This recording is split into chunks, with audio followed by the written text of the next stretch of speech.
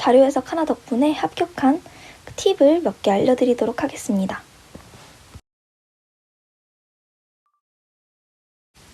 첫 번째로 리을에서 기억 순으로 지문을 풀어주는 겁니다. 여기서 보면 선지에 기억은 2개, 니은은 3개, 디귿 3개, 리을 2개로 구성이 되어 있는데요. 보통 기억 니은이 디귿 리을보다 더 개수가 많게 구성되는 경우가 많아요. 그리고 제 경험상 기억이 옳은 지문으로 출제되는 경우가 많기 때문에 거꾸로 풀어주는 게 더 효율적이라고 생각합니다. 리을 지문 먼저 보면 재결 건수가 가장 적은 연도는 2019년, 해당 연도 접수 건수가 가장 적은 연도는 2018년으로 틀린 지문이 되죠. 남은 선지를 보면 기억, 니은, 디귿이 모두 2개씩 남아있기 때문에 기억, 니은, 디귿 중에 가장 풀기 쉬워 보이는 거 먼저 풀이해주는 게 좋습니다. 기억은 비중, 니은은 건수, 디귿은 증가율이기 때문에 건수가 가장 풀기 쉽겠죠? 그래서 니은을 먼저 풀어주도록 하겠습니다.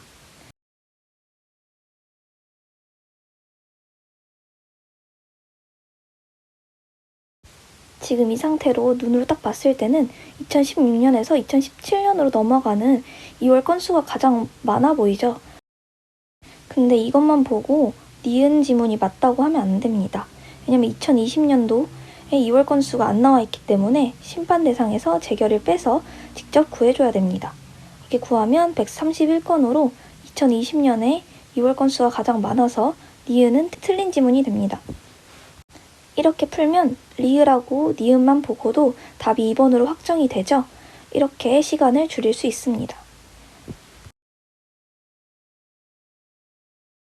나머지 지문도 봐볼게요. 먼저 기억은 분수 크기 비교를 하는 지문입니다. 258분의 90과 322분의 96처럼 어느 한 분수가 분자와 분모가 모두 더 큰 경우에는 분모는 분모끼리, 분자는 분자끼리 빼서 크기 비교를 해줄 수 있습니다.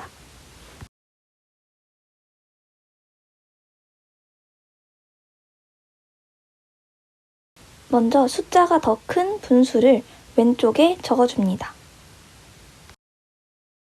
이제 분모는 분모끼리, 분자는 분자끼리 빼주면 64분의 6이 나오는데 이 64분의 6과 258분의 90을 비교해주는 겁니다. 분자는 15배이고 분모는 약 4배 정도 되니까 258분의 90이 더 큰 걸 알 수 있죠. 따라서 322분의 96보다 258분의 90이 더 큰 걸 알 수 있습니다. 여기서 주의할 점은 322분의 96과 64분의 6을 비교하는 게 아니라 258분의 90과 64분의 6을 비교해야 됩니다. 다음으로 디귿 지문을 보겠습니다. 2017년에서 2018년으로 갈 때는 감소했으니까 딱히 신경 쓸 필요 없고요. 그 다음에 2018년에서 2019년으로 넘어갈 때 36만큼 증가했고 2020년으로 갈 때는 48만큼 증가한 것을 볼 수 있습니다. 여기서도 이제 분수 크기 비교가 나옵니다. 168분의 36과 204분의 48을 비교해 줄 건데 36과 48을 보면 12의 배수니까 약분이 될 것처럼 보이죠? 그래서 분자 분모를 최대한 간단하게 약분을 해주도록 하겠습니다.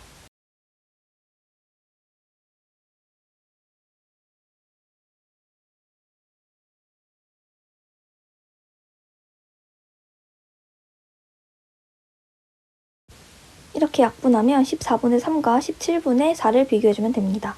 이렇게 분자 분모가 모두 숫자가 작을 때는 X자로 곱해서 비교해주는 게 훨씬 빠릅니다.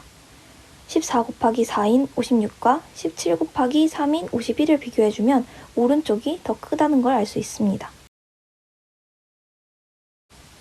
이런 문제도 미음부터 기억순으로 거꾸로 풀어주는 게 더 효율적입니다. 미음과 같이 한 요인의 최소값을 구하는 지문은 그 요인 외에 다른 요인들의 최대값을 빼서 구해주면 됩니다.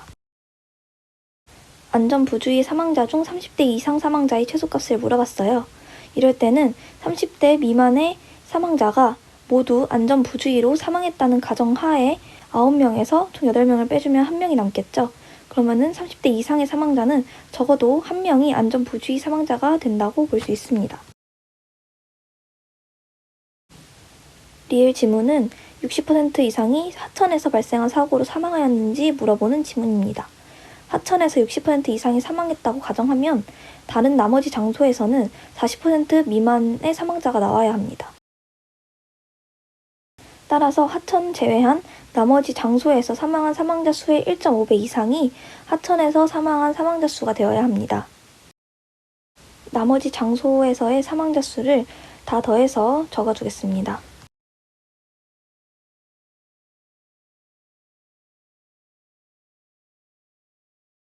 1.5배를 조금 더 빨리 하는 방법을 알려드리자면 그대로 1.5를 곱해주는 게 아니라 해당 숫자에 그 해당 숫자의 절반을 그대로 더해주는 방법으로 하는 게 더 쉽습니다.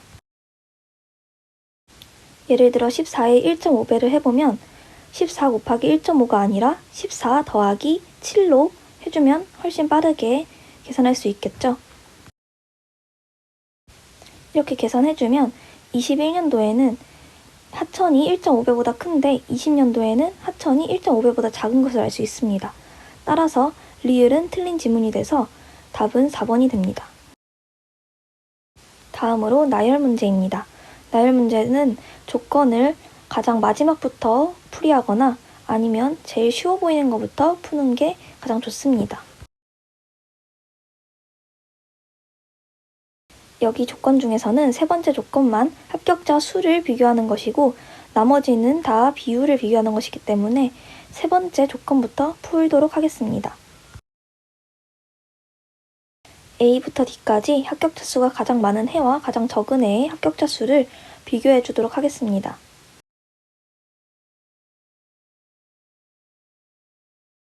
조건 3에 해당하는 대학은 각각 B와 D가 되는데요. 따라서 푸른대와 강산대가 B와 D 중 하나니까 천지 5번은 정답에서 제외가 됩니다. 그 다음에는 세 번째 조건과 가장 관련이 있는 네 번째 조건을 풀어주도록 하겠습니다. 강산대는 B 또는 D이므로 B와 D만 비교해서 감소폭이 40%포인트 이하인지 확인해주면 됩니다. B부터 보면 58분의 47에서 95분의 58이 된 것을 알 수 있습니다. 58분의 47은 90%보다 작고 95분의 58은 50%보다 크므로 감소폭이 40%포인트 이하입니다. D도 마찬가지로 계산해줍니다. 그러면 212분의 95는 50%보다 작고 95분의 86은 90%보다 큰 걸 알 수 있습니다. 따라서 D는 감소폭이 40%포인트 이상이 되므로 강산대는 B가 됩니다. 그래서 선지의 2번과 4번은 정답에서 제외가 됩니다.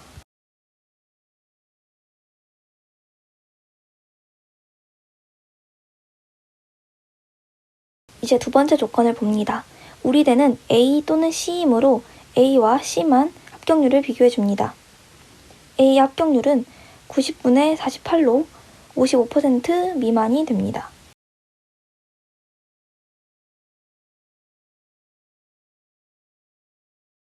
C는 145분의 85로 55% 이상이 됩니다.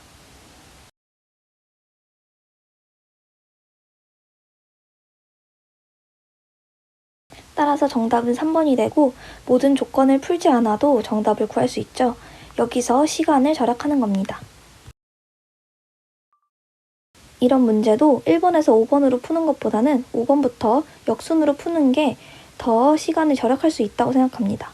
그리고 특히 이 문제는 5년마다 조사한 자료를 보여주는 문제이기 때문에 선지에서 매년 숫자가 비율이 어떻다 라는 지문이 있으면 무조건 틀린 지문이라고 보면 됩니다. 그래서 1번 선지처럼 여성 교장 비율은 매년 증가한다 라는 지문은 틀린 지문입니다. 정확히 말하자면 매년 증가하는지 이 표로는 알 수 없기 때문에 틀린 지문입니다. 이제 5번 선지를 보겠습니다. 여러 자릿수 곱하기 한 자릿수는 앞자리부터 곱해주는 게 숫자 비교할 때 훨씬 좋습니다. 이 문제에서는 숫자가 비교적 간단하기 때문에 뒤에서 곱해도 딱히 상관은 없지만 숫자가 복잡한 경우에는 앞자리 몇 개만 곱했을 때도 바로 숫자 비교가 가능해서 시간을 절약할 수 있습니다. 5번은 틀린 선지고 4번을 보겠습니다. 보면 주어진 숫자가 분수 비교하기 좋게 나와 있죠? 여기서 비교해야 될 분모가 38이니까 76도 2로 나눠서 38로 통일해 줍니다.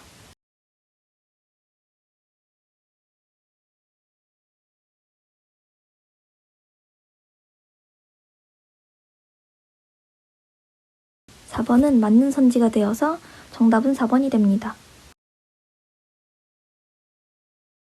3번 선지를 보면 85년과 90년이 모두 4%인데 85년은 60명, 90년은 64명인 것을 보면은 전체의 교장수가 85년보다 90년도가 더 많다는 걸 알 수 있습니다.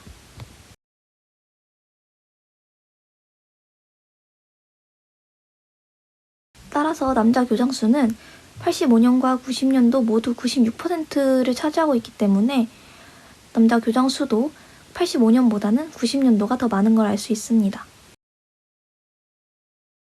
자료 해석은 시간을 절약하려면 이렇게 계산을 최대한 안 하는 것이 중요합니다. 그리고 저는 지금 그냥 영상을 찍으려고 모든 선지를 보고 있지만 실제로 문제 풀 때는 5번을 풀고 4번을 풀었을 때 정답이 나오면 그냥 1, 2, 3번을 안 보고 다음 문제로 넘어간 다음에 시간이 남으면 그때 1, 2, 3번을 검토하는 게 좋습니다. 이번 선지는 초등학교 수와 초등학교의 전체 교장 수는 같기 때문에 그냥 초등학교의 전체 교장 수를 구한다고 생각하고 풀면 됩니다. 이번에도 분수의 크기 비교입니다. 25의 4배는 100이니까 403은 대략적으로 25의 16배가 됩니다. 분자도 비교해보면 159를 160으로 생각을 하고 160 곱하기 16을 하면 2560이 되죠. 근데 2418은 2560보다 작으니까 분자는 이제 16배보다 작고 분모는 16배보다 크니까 이제 25분의 159가 403분의 2418보다는 큰 숫자라는 걸 알 수 있습니다. 다음으로 이렇게 X축과 Y축으로 이루어진 그래프가 있는 문제는 Y는 X선을 먼저 그어놓고 시작하면 그래프를 해석하기 편합니다. 이 문제도 리을부터 풀어주도록 하겠습니다. 도입률은 X축이기 때문에 도입률이 가장 낮은 업종은 제일 왼쪽에 있는 식품 바이오가 됩니다. 고도화율은 Y축이기 때문에 고도화율이 가장 낮은 업체는 가장 아래쪽에 있는 금형주조 도금이 됩니다.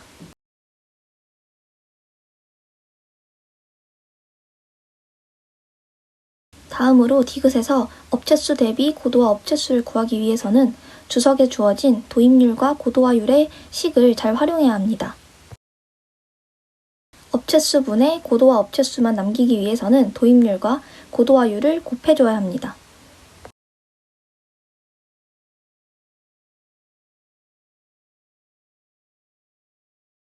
이 수치가 크려면 도입률도 커야 되고 고도화율도 커야 되겠죠. 그래프를 봤을 때 항공기 부품이나 자동차 부품이 가장 클 거로 보입니다. 그래서 이 두 개를 비교해 줄게요. 항공기 부품은 28.4 곱하기 37, 자동차 부품은 35.1 곱하기 27.1이 되죠. 여기서 숫자 크기 비교를 쉽게 하기 위해서 자동차 부품에 곱하는 숫자의 위치를 서로 바꿔줄게요. 그러면 앞에 곱해지는 숫자도 뒤에 곱해지는 숫자도 모두 항공기 부품이 더 크니까 항공기 부품의 업체수 대비 고도화 업체수가 더 큰 거를 알 수 있습니다. 이렇게 디귿은 계산을 전혀 하지 않고 빠르게 풀 수 있는 지문이었습니다. 니은도 마찬가지로 각주에 있는 식을 활용해서 고도화 업체수는 도입률, 고도화율, 그리고 업체수를 모두 곱해서 구할 수 있습니다. 그림 1을 보면 항공기 부품의 업체수가 굉장히 적기 때문에 자동차 부품의 고도화 업체수가 더 많을 걸로 예상이 되는데요. 그래도 한번 계산을 해보겠습니다. 항공기 부품은 95 곱하기 28.4 곱하기 37, 자동차 부품은 766 곱하기 27.1 곱하기 35.1입니다. 28.4와 27.1 비슷한 숫자고 37과 35.1도 크기가 비슷합니다. 그런데 95와 766을 비교했을 때 766이 월등하게 큰 것을 알 수 있습니다. 따라서 항공기 부품보다는 자동차 부품의 고도화 업체 수가 더 많기 때문에 니은은 틀린 지문이 됩니다. 니은도 계산 없이 풀긴 했지만 기억과 비교했을 때는 조금 더 복잡한 지문입니다. 따라서 니은을 처음에 보고 너무 복잡하다 생각이 들면 기억을 먼저 풀어줘도 괜찮습니다. 기억도 니은 디귿과 같이 각주에 있는 식을 활용해서 풀어줍니다. 도입 업체 수는 도입률 곱하기 업체 수이므로 도입률이 높거나 업체 수가 높은 업체를 찾으면 됩니다. 자동차 부품보다 업체 수가 훨씬 많은 기계 장비와 비교해 주겠습니다. 자동차는 35.1 곱하기 766이고 기계 장비는 15.6 곱하기 1428입니다.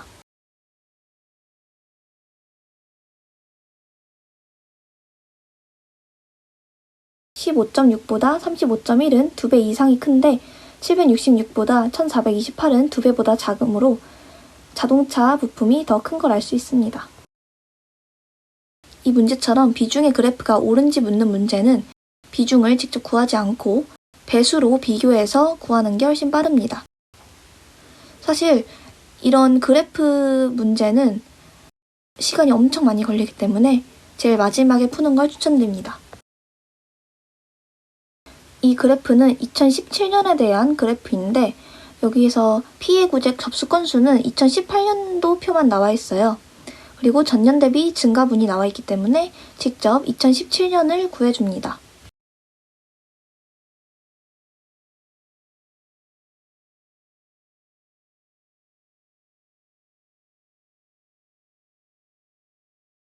이제 그래프로 돌아가서 기준이 되는 숫자를 선택해줍니다. 보통 기준이 되는 숫자는 다른 숫자들의 약수가 되거나 아니면 2, 5, 10 정도가 되는 애를 잡는 게 좋아요. 그래서 동해항공이나 알파항공을 잡아주도록 하겠습니다. 먼저 동해항공을 기준으로 보면 독도항공은 동해항공의 2배 조금 넘는 비중을 가지고 있습니다. 제 표로 가서 133은 63보다 2배가 조금 넘기 때문에 이 정도는 그냥 대충 맞다고 하고 넘어가는 게 좋습니다. 정확히 계산하려고 하지 않아도 됩니다. 다음으로 태양항공도 동해항공보다 2배에 조금 넘는 비중을 가지고 있고 그런데 독도항공보다는 태양항공이 더 많다. 이 조건을 가지고 숫자를 비교하면 됩니다. 왼쪽에 표로 갔을 때 140은 63보다 2배 조금 넘는 수치고 133보다 크니까 맞다고 보면 됩니다. 이제 알파항공을 기준으로 보겠습니다. 참에어는 알파항공보다 2배가 조금 안 되는 수치입니다. 그래서 왼쪽 표에서 51은 29의 2배보다 조금 안 되는 숫자라는 걸 확인하면 됩니다. 마지막으로 하나만 더 비교해 보도록 하겠습니다. 무지개 항공은 알파항공의 3배에서 4배 정도 되는 비중을 가집니다. 이것도 왼쪽에서 숫자로 봤을 때 108은 29의 3배에서 4배 사이의 숫자에 해당하기 때문에 맞는 것으로 볼 수 있습니다. 7급 피셋 수준에서는 이 정도로 확인만 해봐도 정답을 찾는데 문제가 없을 거라고 생각이 됩니다. 다음 문제는 지문 디귿만 보도록 하겠습니다. 증가율 45%를 쉽게 구하기 위해서는 50%에서 빼기 5%를 한다고 생각하면 됩니다.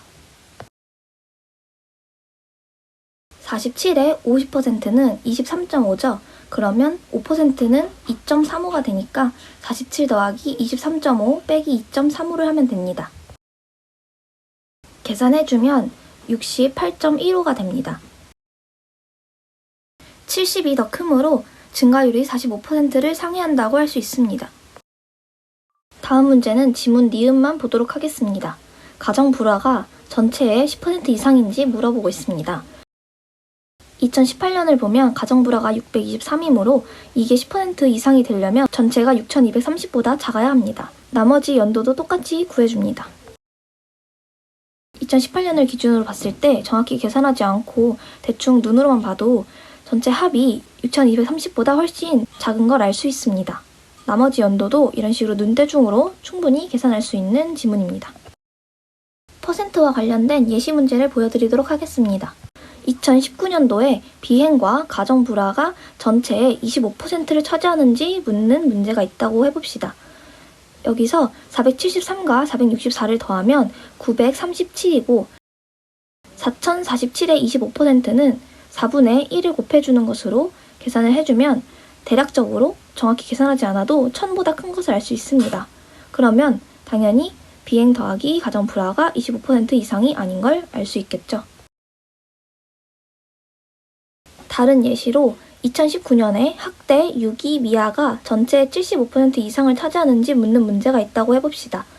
여기서는 75%라는 숫자가 계산하기에 조금 큰 숫자이므로 이거를 반대로 생각해줍니다. 이 문제는 비행과 가정 불화가 전체의 25% 미만인지 묻는 문제와 같다고 볼 수 있습니다. 이런 식으로 80% 이상, 90% 이상 같은 문제가 나오면 이것을 20% 미만, 10% 미만처럼 바꿔서 풀어주는 게 훨씬 쉽고 빠르게 풀 수 있습니다. 저의 몇 가지 소소한 팁은 여기까지입니다. 감사합니다.